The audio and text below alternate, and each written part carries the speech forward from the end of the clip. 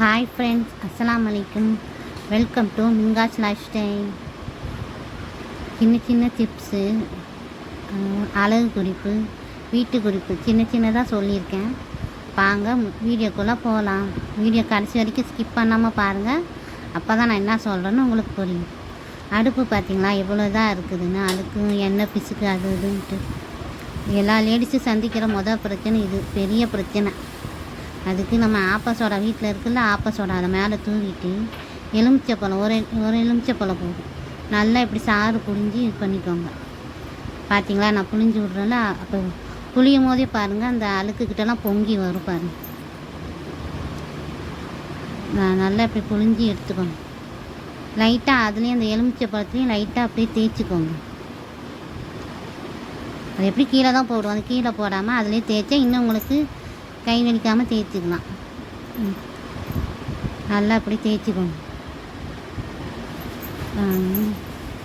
நல்லா இப்படி தான் அந்த அழுக்குக்கிட்ட நல்லதா. அது பார்த்திங்களா அந்த லெமன்லேயே இந்த அழுக்கு போகுது பார்த்திங்களா,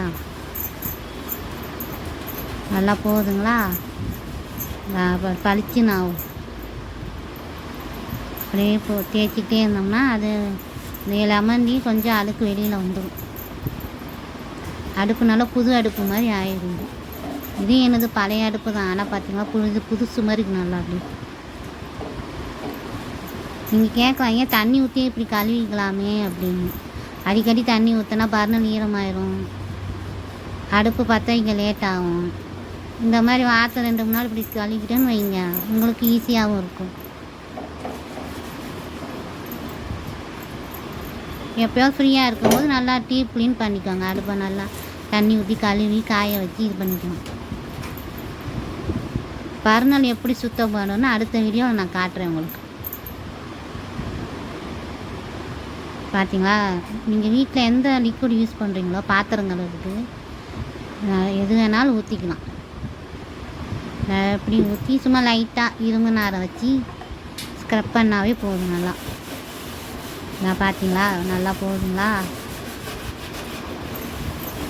இப்படி லைட்டாக அப்படியே லைட்டாக இப்போ அது பாருங்கள். ஒன்றும் ரொம்ப கை வலிக்கு தேவைன்னு இருந்தா நான் உங்களுக்கு கழுவி காட்டணும் கொண்டு தான் நான் அடுப்பு இப்படி வச்சுருந்தேன். நான் நல்லா இப்படி ஸ்க்ரப் பண்ணி ஒரு நல்ல காஞ்ச துணியில் துடைச்சிக்கோங்க. ஈர துணியில் துடைச்சா நுரைக்கு இதுக்கு வந்துக்கிட்டே இருக்கும். 2 தடவை நல்லா காஞ்ச துணி நல்லா காட்ட, நம்ம பழைய துணி எவ்வளோ துணி வச்சுருப்போம் அதில் இப்படி நல்லா துடைச்சி இது பண்ணிக்கோங்க. நல்லா இப்படி துடைச்சி இது பண்ணால் நல்லா பாருங்கள், நல்லா பளிச்சுன்னு ஆயிடும் பாருங்கள். அதுக்கப்புறம் ஃப்ரிட்ஜில் நம்ம எல்லா பொருளும் வைக்கிறதுனால ஒருத்தமே ஸ்மெல் அடிக்கும். அதுக்கு சின்ன டிப்ஸு நான் அடிக்கடி யூஸ் பண்ணியிருக்கேன், நல்லா ரிசல்ட் தந்திருக்கு. எலுமிச்சப்பழத்தை 2ஆக நறுக்கி, அது கிராம்பு இருக்குது பார்த்திங்களா, நம்ம சமையலுக்கெலாம் யூஸ் பண்ணுவோம்ல கிராம்பு, அதை நல்லா அப்படி நல்லா குத்தி வச்சிடணும். குத்தி வச்சு பிரித்து நம்ம வைக்க அந்த டோரில் நம்ம எங்கே வைக்கினாலும் வச்சுக்கலாம். அந்த டோரில் எங்கேயாவது வச்சோம்னா நீங்கள் வச்சு பாருங்களேன், மறுநாளே உங்களுக்கு அந்த நல்லாயிருக்கும். இந்த வாடையும் அடிக்காது உங்களுக்கு. இந்த சின்ன பூச்சி கூட ஒரு சமயம் வரும்ல, நிறைய பேர் சொல்லியிருக்காங்க ஃப்ரிட்ஜில் எப்படி பூச்சியாக வருது அப்படின்னு. அந்த மாதிரி வச்சா உங்களுக்கு வராது. நீங்கள் ட்ரை பண்ணி பாருங்கள். ட்ரை பண்ணிவிட்டு எங்களுக்கு கமெண்ட்ஸில் சொல்லுங்கள். உங்களுக்கு வேறு ஏதாவது டிப்ஸு தெரிஞ்சால் எங்களுக்கு சொல்லுங்கள். அதே மாதிரி மல்லிப்பூடி நான் வாங்கும் போதெல்லாம் வாடி போய் கீழே போகுது. அந்த மாதிரி கீழே ஒரு டிஷ்யூ பேப்பர் வச்சு மேலே ஒரு டிஷ்யூ பேப்பர் வச்சோம்னா வாடாமல் இருக்கும். அதே மாதிரி கடல மாவு பாசிப்பயிறு 2ஆக ஒன்றா போட்டு அரைச்சி நம்ம முகத்துக்கு தேய்ச்சிட்டு குடிச்சு வந்தோம்னா நல்லாயிருக்கும். மூஞ்சில் கரும்புள்ளி இந்த மாதிரிலாம் நமக்கு வராது. நல்லா முகமும் பார்க்க அது யூஸ் பண்ண உங்களுக்கு நல்ல ரிசல்ட் பாருங்கள். பார்த்துட்டு எனக்கு சப்போர்ட் பண்ணுங்கள், லைக் பண்ணுங்கள், கமெண்ட்ஸ் பண்ணுங்கள். தேங்க்யூ. நெக்ஸ்ட் வீடியோவில் நம்ம பார்க்கலாம்.